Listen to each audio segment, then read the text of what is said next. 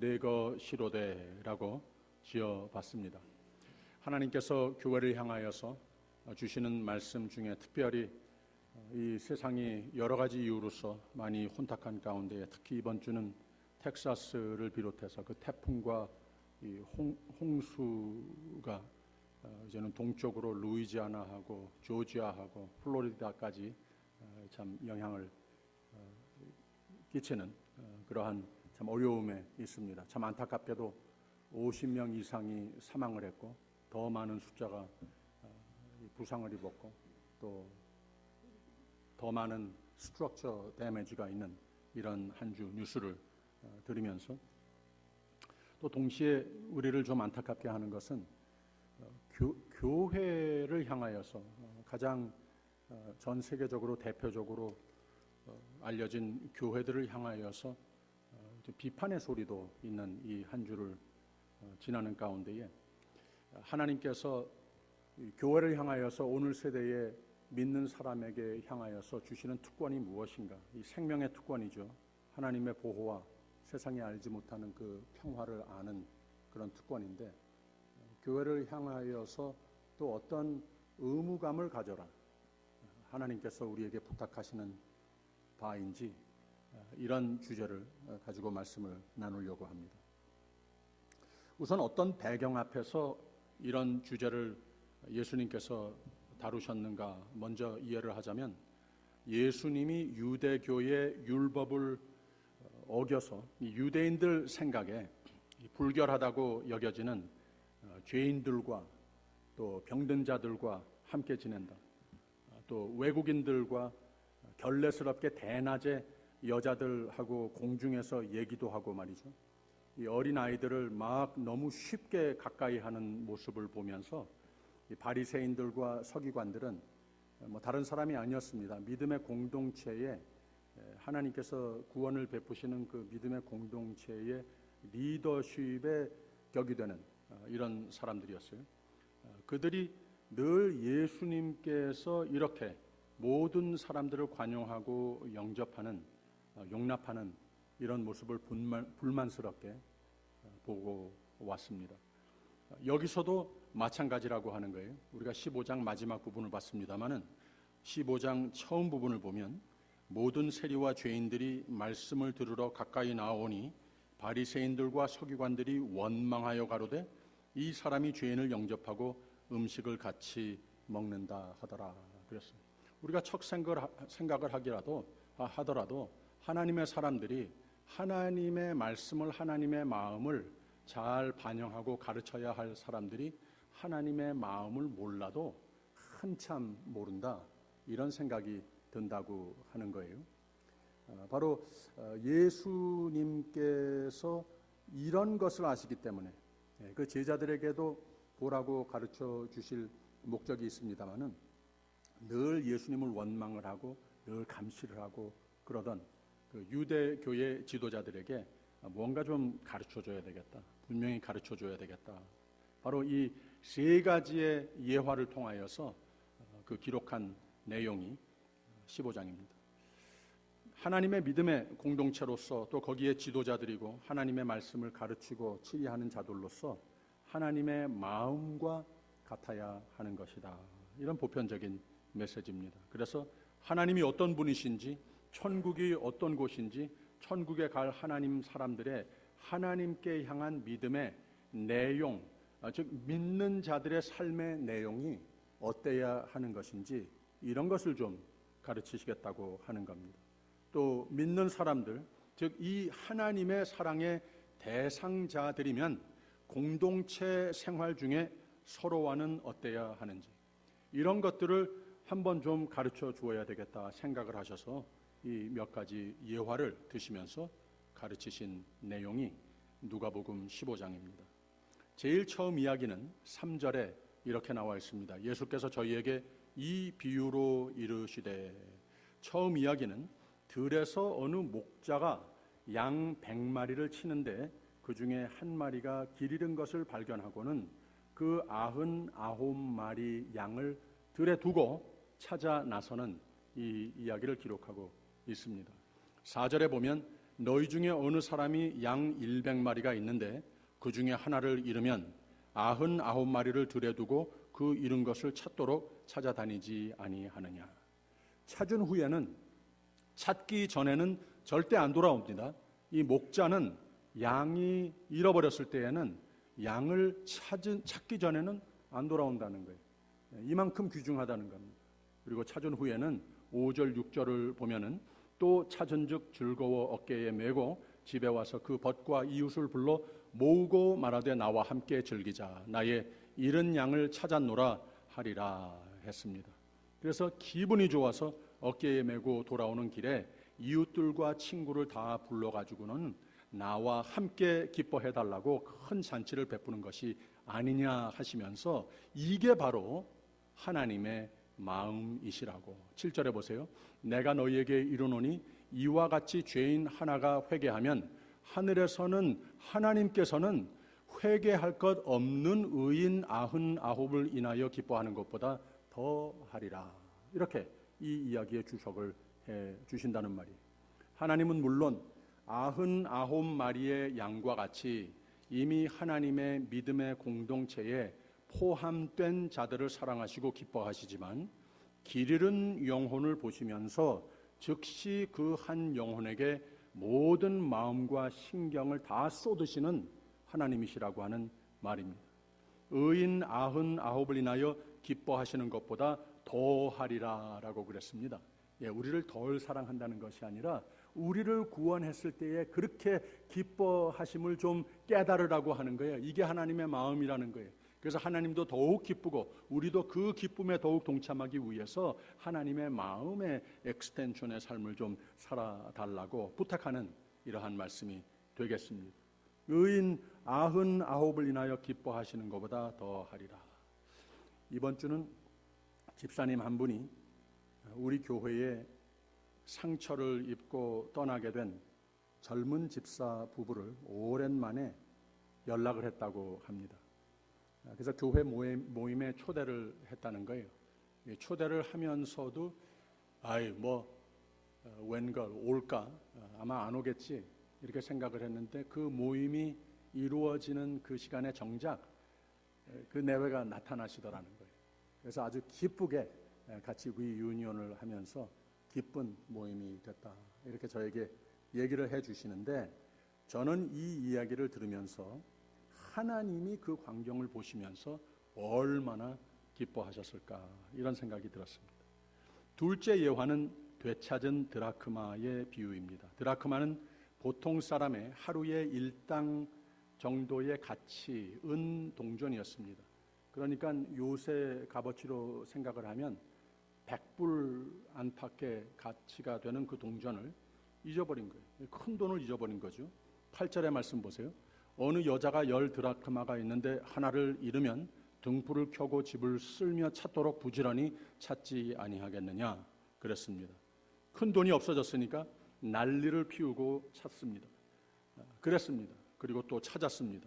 여기서도 이웃을 불러서 같이 즐거워했다고 그랬습니다. 그리고 셋째 예화가 오늘의 이야기, 탕자 비유의 이야기입니다. 역시 뭘 잃었다가 찾는 얘기인데 좀 더 드라마틱한 것이 사람을 잃었다가 찾는 얘기를 하십니다. 그것도 아들을 잃었다가 찾는 아주 드라마틱한 이야기로 비유를 삼으십니다. 그래서 하나님의 잃었던 영혼을 죄가 이유가 됐건 다른 이유가 됐건 상관이 없습니다. 한 아버지가 잃었던 아들을 되찾는 이야기로 비유하실 때에는 가장 우리에게 향하신 하나님의 마음을 잘 그려주는 얘기가 되는 겁니다. 그래서 제일 깁니다. 11절과 12절 보세요. 또 가라사대 어떤 사람이 두 아들이 있는데 그 둘째가 아비에게 말하되 아버지여 재산 중에서 내게 돌아올 분깃을 내게 주소서 하는지라. 아비가 그 살림을 각각 나누어 주었더니 죄명이 중요하지 않습니다. 돈이 됐건 다른 아버지에 대한 불신이 됐건 무슨 다른 아들로서 배은 망덕한 짓을 했건 상관이 없습니다. 중요한 것은 아버지는 원치 않았는데 아들은 아버지를 떠나는 얘기로 시작이 됩니다. 아버지 마음도 모르고 자기 자신에게 무엇이 좋은지도 알지 못하고 무슨 나름대로의 인생의 진로에 대한 계획이 뚜렷이 있었던 것도 아니었습니다. 더욱이 나중에 출세하면 아버지께 돌아와서 한번 멋있게 모신다 라든지 이런 생각 전혀 없었습니다. 그냥 뛰쳐나가고 싶은, 그냥 답답해서 뛰쳐나가고 싶은 이런 모습으로 시작이 되는데 삽시간에 다 망하고 맙니다. 13절 14절 보세요. 그 후 며칠이 못 되어 둘째 아들이 재물을 다 모아가지고 먼 나라에 거기서 허랑방탕하여 그 재산을 허비하더니 다 없이 한 후 그 나라에 크게 흉년이 들어 저가 비로소 궁핍한지라 그랬습니다. 금세 가진 돈 다 탕진하고 맙니다. 그리고 남에 붙어 사는 이런 신세가 되고 만다는 거예요. 15절 16절 보세요. 가서 그 나라 백성 중 하나에게 붙여 사니 그가 저를 둘러보내어 돼지를 치게 하였는데 저가 돼지 먹는 쥐염 열매로 배를 채우고자 하되 주는 자가 없더라 그랬습니다. 집을 떠날 때는 이거 답답해서 못 살겠다. 좀 자유하면은 얼마나 좋을까. 내 멋대로 멋지게 자유하며 꿈을 펼치리라. 두고 봐라. 이러면서 떠났을 거예요. 근데 이 15절 16절을 보니까 상상을 초월하는 밑바닥까지 떨어지고 마는 거예요. 그것도 며칠 새에. 남에게 묶여 사는데 너무 배가 고파서 돼지 먹이도, 이 돼지 먹이라도 돼지만큼 또 실컷 한번 먹어보지 못하는 이런 처량한 신세가 되고 말더라고 하는 겁니다. 바로 이 시점에서 아버지가 생각이 납니다. 17절 보세요. 이에 스스로 돌이켜 가로되 내 아버지에게는 양식이 풍족한 품꾼이 얼마나 많은고 나는 여기서 줄여 죽는구나. 비로소 깨닫습니다. 예수님은 드라마 각본도 멋지게 쓰실 것 같습니다. 이야, 나 참 어리석은 놈이구나. 여기서 깨닫는다고 하는 거예요. 18절에 가서는 내가 일어나 아버지께 가서 이르기를 아버지여 내가 하늘과 아버지께 죄를 얻었사오니 회개의 마음까지도 일어납니다. 고생을 하다 보니까 이만큼 깨닫는 바가 있고 아버지 생각이 나더라는 거예요. 그리고 내 권한을 찾았던 어리석은 교만한 배은 망덕한 옛 모습을 회개하고 겸손한 그런 모습으로서 그 생각에 철이 좀 들어지는 것을 보게 됩니다. 19절에 보세요. 지금부터는 아버지의 아들이라 일컬음을 감당치 못하겠나이다. 나를 품꾼의 하나로 보소서 하리라 하고 그랬습니다.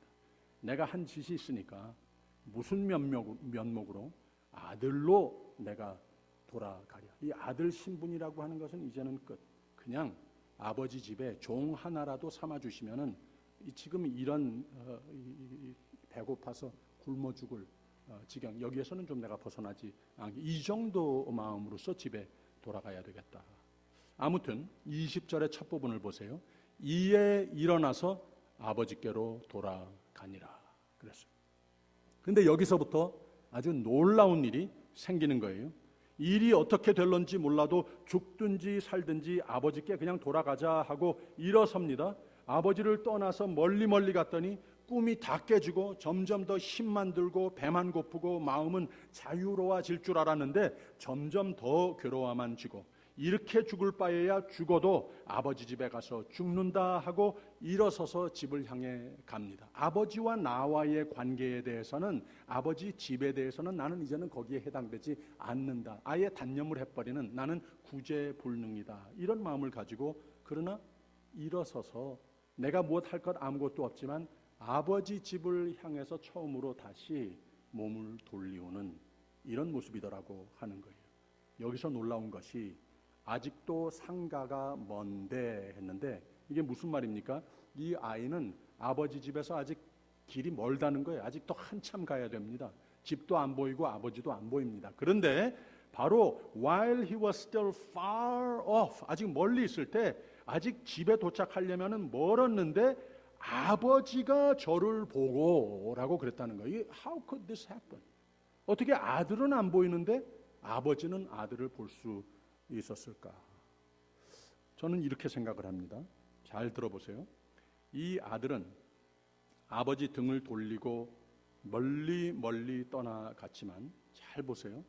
아버지는 아들이 떠났다고 떠난 게 아니었었더라는 말이에요. 떠난 그날부터 집안에 앉아 편한 날이 없었던 것입니다. 집 문 밖에 나와 아들이 등이 저 고개 넘어 한 발짝 한 발짝 점점 더 멀어갈 때 고개를 넘어갈 때까지 바라본 겁니다. 혹시 그냥 마음을 돌이켜서 돌아오지 않을까, 이런 마음으로서 안타까워하면서 바라보는 게 아버지라는 거예요. 그런데 넘어갔습니다. 그 다음 날에는 아마 아버지도 그 고개 넘어서 이 길 저 길 이 동네 저 동네 매일 찾아다녔을 거라고 하는 거예요. 그 다음 날에는 어쩌면 이 아들이 돼지 우릿간에 들어 누워서 배고파하면서 아버지 미안해요 하면서 눈물 흘릴 때에 그것도 아마 숨어서 아버지가 봤을지도 모른다는 거예요. 봤을 것 같아요. 그 모습까지도 숨어서 지켜봤을 것이 분명합니다. 그 모습을 보면서 아버지도 울었을 것이 분명하다고 하는 거예요. 그래, 힘들지. 그냥 돌아오기만 해다오. 지나간 게 무슨 상관이야? 괜찮아. 너는 아들이야. 돌아만 오라고. 품꾼이라니 그게 무슨 소리냐? 너는 내 아들이야. 이런 안타까워하는 모습으로서 그 아이가 일어나서 집을 향하기만 하는, 이것을 그저 간절히 기다리는, 바라는 이런 아버지의 모습입니다. 아버지의 이 마음으로 아들이 집을 향해 일어나 걸음을 옮기기만 바라고 기다리고 있는데, 이 아들이 이에 일어나서 아버지께 돌아가니라 했습니다. 아들은 아직 집이 멀리 있다고 생각을 하는데, 집을 가도 이건 이제 내 집이 아니고 내 아버지는 아니라, 이 정도로 생각을 하고 터벅터벅 걸어가는데, 이 아버지, 아들 집 나간 날부터 집에 붙어 앉아있지 않았다는 말입니다. 문 밖에서 목이 빠지라 기다리다가 아들 찾아 나섰던 아버지인 것이 분명한 것은, 그 아들이 집을 향해 발걸음을 집을 향해 돌렸을 때 됐다 하면서 집에서 아직 멀리 있을 때 아들을 먼저 보고 아들에게 달려가서 그 아들을 보고 뭐라 그랬는가 하면 측은히 여겨라고 그랬어요. 아버지가 어떻게 아느냐고 하는 겁니다. 다 봤다는 거예요. 다 봤다는 거예요. 다 알고 있었다고 하는 거예요. 측은히 여겨 달려가 목을 안고 입을 맞추니라고 그랬습니다. 아버지가 그 아들을 보고, 야 임마 이게 무슨 꼴이야 하면서 손목을 붙들고 비틀어서 집에 끌고 오지 않았습니다. 그 아이가 내가 선택을 해서 아버지를 떠난 그 아이면은, 내가 선택을 해서 내가 아버지 집으로, 아버지가 좋고 아버지가 필요한 것을 깨닫고 돌아와야지 끌고 돌아와서 될 일이 아니라고 하는 거예요. 왜? 또 뛰쳐나가게 생겼으니까. 자신이 일어나 돌아오기를 기다렸다고 하는 말입니다. 아주 기가 막히게 하나님이 우리에게 향하신 구원론과 우리에게 향하신 하나님의 사랑의 마음과 우리가 무엇을 하여야 하나님의 구원과 하나님의 새 생명을 누릴 수 있는 것인가에 대한 이 그리스도론적인 예수 그리스도의 비유를 오늘 말씀을 통해서 우리가 찾습니다. 이 아버지도 이 잃었다가 찾은 아들로 인해서 그 기쁨이 커서 큰 파티를 열어주었다고 그랬습니다. 근데 이 모든 광경을 바라보고 있던 형이라고 하는 인물이 등장을 합니다. 25절 26절 보세요. 맏아들은 밭에 있다가 돌아와 집에 가까웠을 때 풍류와 춤추는 소리를 듣고 그랬습니다. 이건 무슨 소리인가? 파티 소리가 난다는 말이에요. 그래서 한 종한테 물어봅니다. 이게 무슨 말인가 물어봤다고 했어요. 그 종이 대답을 합니다. 27절에 가서 대답하되 당신의 동생이 돌아왔음에 당신의 아버지가 그의 건강한 몸을 다시 맞아들이게 됨을 인하여 살찐 송아지를 잡았나이다 그랬습니다. 이 아들은, 큰 아들은 이 이야기를 들으면서 What the heck?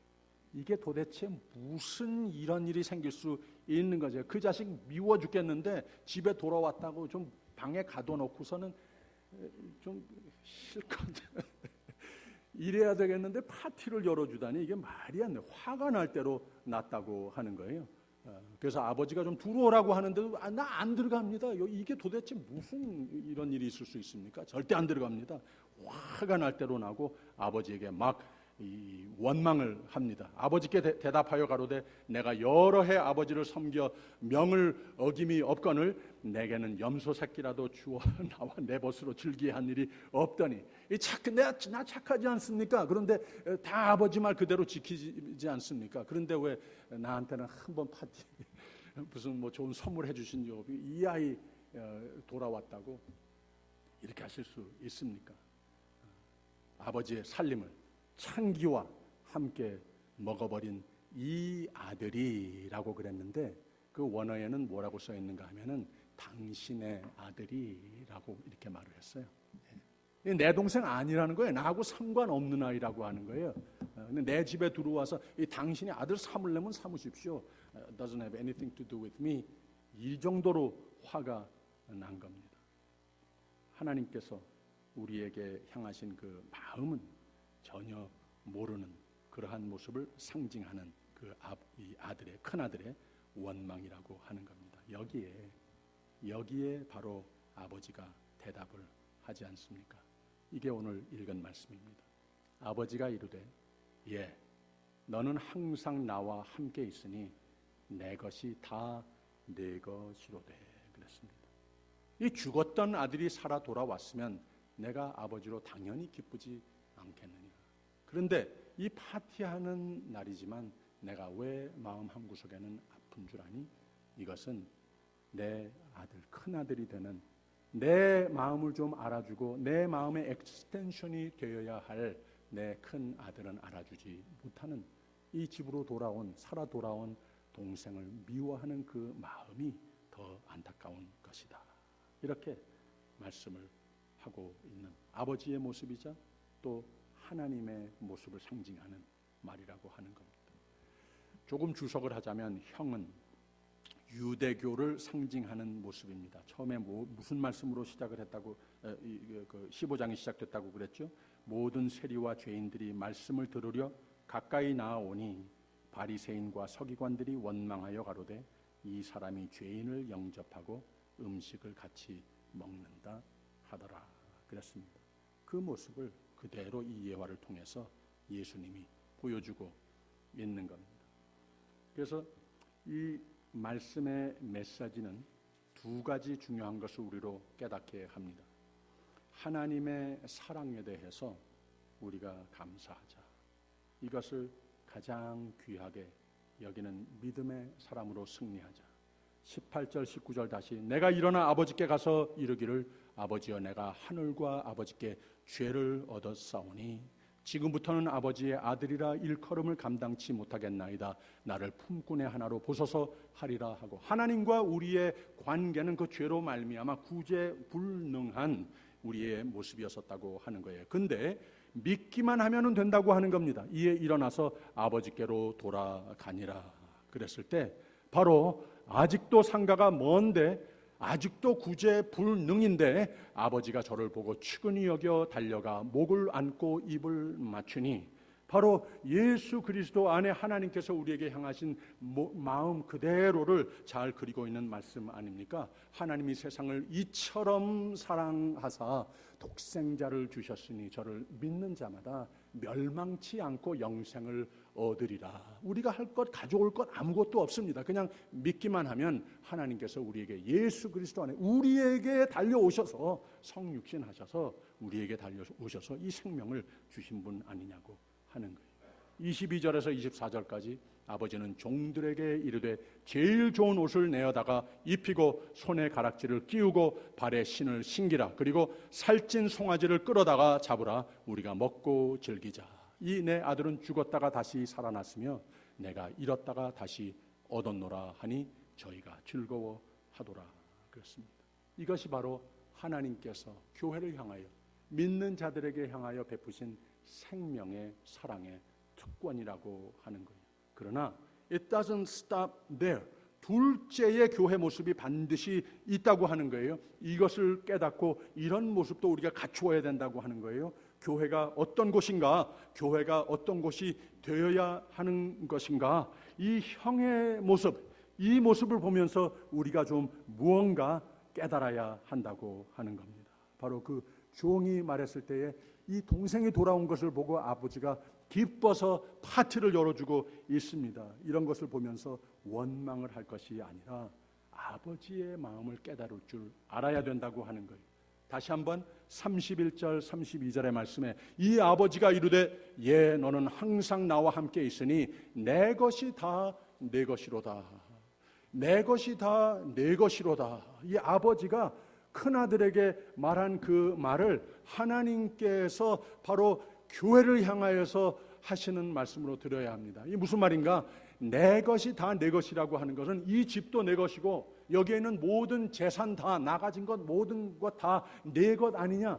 그런데 이 스테이트멘트 속에서 우리가 또 뭘 들어야 하는가 하면은 아버지가 형으로 동생을 바라보면서 네 당신의 아들이 뭐냐? 네 동생 아니냐? 아버지의 마음도 네 것이 돼야 되지 않겠느냐? 이 말을 하는 겁니다. 아버지의 마음도 네 거라고 그래. 아버지의 재산은 좋아하면서 넙죽넙죽 다 받아먹을 줄은 아면서 이 생명 너무나도 기쁘구나 찬송을 할 줄 알면서 아버지의 마음도 가져. 아버지의 마음으로 서로를 봐야 되지 않겠느냐? 아버지의 마음으로 이 세상의 모든 아픔을 겪고 있는 자들을 향하여 측은히 볼 줄 아는 그 마음도 교회가 가져야 되는 것 아니냐? 이런 하나님의 우리에게 이 예화를 통해서 주시는 음성을 들어야 한다고 저는 믿습니다. 내 것이 다 내 것이로되 이 뜻을 우리가 분명히 깨닫기를 바라서 하나님께서 이 말씀을 주시는 겁니다. 교회는 생명의 특권이 있는 곳입니다. 교회는 하나님의 마음을 반영하는 곳이 되어야 하는 겁니다. 회개와 감사, 겸손으로 돌아오는 것 하나님께서 기뻐하십니다. 생명을 주십니다. 그러나 서로를 용납하고 아버지의 것으로 아버지의 마음을 가질 줄 아는 교회가 되어야 하는 겁니다. 아버지의 마음을 지니고 교우들은 서로에게 한 식구가 되며 하나님의 사랑을 나누고 교회가 이 세상을 향하여서 바로 그러한 마음으로 그러한 하나님의 마음을 보여줄 수 있어야 된다는 거예요. 서로 관용하는 곳이 되어야 합니다. 빌립보서 4장 5절에는 주 안에서 항상 기뻐하라. 그러려면 너희 관용을 모든 사람에게 알게 하라. 주께서 가까우시니라. 기도도 좋지만 이것도 잘해야 돼. 그리하면 모든 지각에 뛰어난 하나님의 평강이 그리스도 예수 안에서 너희 마음과 생각을 지키시리라. 할렐루야. 그래야 행복하다는 말입니다. 여러분 저 한번 따라해 보세요. 사랑이 별거더냐? 좋아하면 사랑이지. 얼마 전에 제가 하루 저녁 가요 무대를 TV를 통해서 보는데 오랜만에 이 노래를 누가 부르는 것을 봤습니다. 뜻밖의 그 가사를 제가 깊이 들으면서 아주 좀 은혜를 받은 것 같아요. 나중에 그래서 제가 찾아봤어요. 이런 내용의 노래입니다. 사랑이 별거더냐? 좋아하면 사랑이지. 이래저래 정이 들면 호박꽃도 꽃이라네. 연분이 따로 있나? 짝이 맞으면 연분이지. 여모저모 뜯어보면 쓸만한 게 있더란다. 기왕에 만났으니 잘 살아보자고요. 찬송가로 쓰여진 노래는 아니지만 하나님께서 우리에게 서로에게 이렇게 관용하는 스피릿을 잘 노래한 곡이 아닌가 생각이 들었습니다. 참 제가 은혜를 받았어요. 그래서 그 다음 날은 제가 여기저기 다니면서 하루 종일 이 노래를 흥얼흥얼하면서 다녔습니다. 사랑을 알면 사랑을 주고 사랑을 받으면 인생 살아가는 데에 대단한 힘과 희망 요소가 되는 사랑이 대단한 것은 분명한데 사랑이라고 하는 것은 서로가 무엇을 갖추고 있다든지 나에게 무엇을 줘서가 아닌 것이고 인연으로 만나서 가정을 이루건 부모 자식 관계가 됐건 부부가 됐건 한 교회의 식구가 한 구역의 식구가 됐건 사랑은 하나 됐으니 또 바라는 것은 많지만 내가 나 가진 것으로 또 나의 마음으로 그냥 나의 최선으로 그 이룬 관계에 투자하는 것이 하나 되는 것이 아닌가. 이 마음을 서로 알게 되면, 그 마음을 서로 보게 되면 많아도 좋고 없어도 좋습니다. 그래도 그 하나됨에서 사람을, 인생의 대단한 힘과 소망이 되는 사랑을 알게 된다고 하는 말입니다. 이것이 인생의 모든 복된 인간관계의 원리가 된다고 생각이 됩니다. 어느 다른 시인이 또 같은 제목으로 시를 썼습니다. 오남식이라고 하는 시인이 쓴 시입니다. 사랑이 별거더냐? 좋아하면 사랑이고 보고 싶어지면 사랑이다. 그리우면 사랑이고 만나서 기쁘면 사랑이다. 잘못을 접어두면 사랑이고 이해하고 용서하면 사랑이다. 관심이 가면 사랑이고 무언나 주고 싶어지면 사랑이다. 위하여 웃어주면 사랑이고 염원으로 안아주면 사랑이다. 그러므로 그 사랑 별것 아니더라. 근데 모든 이가 이것을 왜 그렇게 값지게 여기는가? 사랑은 그래서 별것인가 보다. 예수님께서 돌아가시기 전날 밤에 제자들을 위한 밤새도록 간절히 기도를 했습니다. 예수님이 이제 내가 아버지께로 간 후에 저들이 잘 되고 이 세상에서 이기면서 믿음을 잃지 않고 내가 부탁한 일을 잘 이루면서 살아야 되겠는데 이런 것들을 해 주십시오. 기도하는 시간이었어요. 근데 저들이 많은 고생을 할 테니 매일 잠이라도 좀 편하게 잘 수 있도록 좋은 기숙사 하나 우리 지어 줍시다. 이런 기도 안 했습니다. 그리고 또 매일 늘 피곤하게 다니는데 무슨 돈벌이를 따로 할 수 있는 것도 아니고 먹을 거라도 끼니 번지지 않도록 맨날 그들 가운데 오병 이적 기적을 베풀어 주시옵소서. 오병이어 기적을 베풀어 주시옵소서. 이런 기도도 안 하셨습니다. 근데 무슨 기도를 하셨는가? 저희가 하나 되게 하옵소서. 저희가 서로 사랑하게 하옵소서. 그래서 세상에 버림받아도 그 사랑으로 하나님의 사랑은 늘 확신하고 살게 하옵소서. 저희가 세상은 믿지 못해도 세상이 안 믿어줘도 서로는 틀림없다. 서로 신뢰하면서 서로의 삶의 쉼터가 되게 하옵소서. 이 기도를 하시다. 저희가 하나 돼서 많은 것을 못 가져봐도 있는 것까지 잃어도 천국과 같은 매일을 씩씩하게 세상의 모든 악은 이기고 기쁘고 즐겁게 희망으로 살게 하옵소서. 이 기도는 하셨습니다. 이 기도는 오늘 아침에도 우리의 교회와 가정을 향한 오늘도 예수님이 하시는 기도입니다. 또 하나의 시인이 쓴 사랑이 별거더냐? 사랑은 오래 참고 사랑은 온유하며 투기하는 자가 되지 아니하며 사랑은 자랑하지 아니하며 교만하지 아니하며 사랑은 무례히 행치 아니하며 자기 유익을 굳지 아니하며 성내지 아니하며 사랑은 악한 것을 생각지 아니하며 사랑은 불의를 기뻐하지 아니하며 진리와 함께 기뻐하고 사랑은 모든 것을 참으며 모든 것을 믿으며 모든 것을 바라며 모든 것을 견디느니라. 사랑은 언제까지든지 떨어지지 아니하나 예언도 패하고 방언도 그치고 패하리라. 그런즉 믿음, 소망, 사랑 이 세 가지는 항상 있을 것인데 그 중에 제일은 사랑이라. 사도 바울이 가르치는 사랑은 무슨 재물을 주고받는 얘기가 아닙니다. 그러나 재물이나 번듯한 환경보다 모두가 본능적으로 영원토록 그토록 모든 인간관계 속에서 찾는 것이 무엇이냐? 이것이 곧 서로의 마음을 좀 보고 싶어 하는 겁니다. 서로의 마음을 좀 내가 가졌으면 이걸 찾는다고 하는 거예요. 사랑이 있으면 마음으로 서로 믿고 신뢰할 수 있으면 많은 것 못 가져도 괜찮습니다. 좋은 집, 좋은 차 없어도 괜찮습니다. 다 없어도 또 있다가 없어져도 괜찮습니다. 좋은 팬시 레스토랑트 음식점에 못 가봐도 괜찮습니다. 아니 가끔 굶어도 괜찮습니다. 이런 것 없어도 사람이 그렇게 쉽게 안 죽습니다. 근데 사랑을, 마음을 서로에게 믿고 바랄 수 없다면 이런 게 사람을 삶에 대한 모든 희망과 용기를 다 잃게 합니다. 사랑이 뭘 별것 아닌 것 같이 생각될지 모르지만 마음이 서로 너무 잘 들여다볼 수 있는 마음이 별것 아닌 것 같이 생각들 하고 살지만 모든 인간관계는 가정이나 부부나 부모 자식이나 교우들 사이 관계나 사랑이 거기에 생명입니다. 마음이 거기에 생명이라고 하는 겁니다.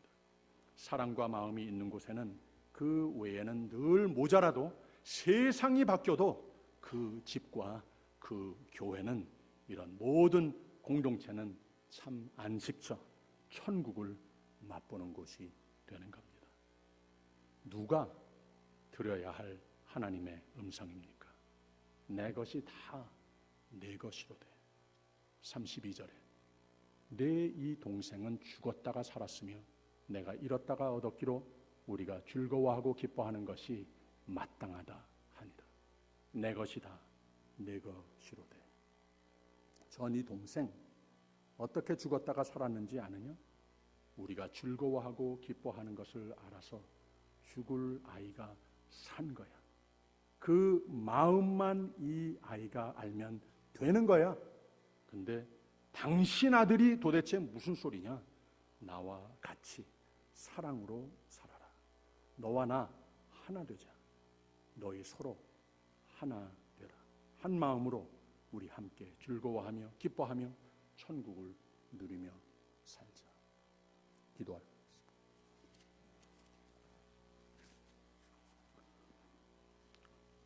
주여 우리에게 믿음 주시고 하나님 사랑을 깨닫게 하셔서 세상을 소망을 안고 살게 하시니 감사합니다. 나의 관계를 나와 함께 맺은 누구에게나 믿을 만한 사람이 되게 하옵소서. 내 마음만큼은 틀림없다 여겨지는 사람이 되게 하옵소서. 그래서 믿음, 소망, 하나님 사랑을 선물하는 사람이 되게 하옵소서.